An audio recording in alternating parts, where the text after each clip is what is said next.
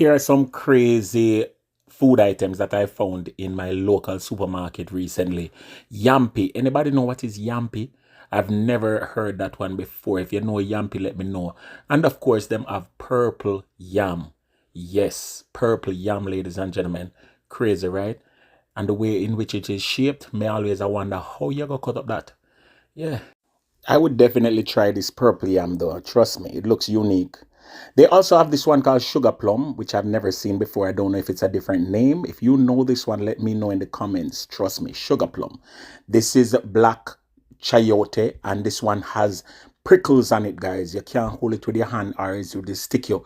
And I've never seen this one before. They have two varieties. They have the one with the prickle and they have the one without. All of them are dark green, army green in color. Yeah, these are just some of the food items that I found in my local supermarket. Let me know what you find in yours. Yeah, drop it in the comment section.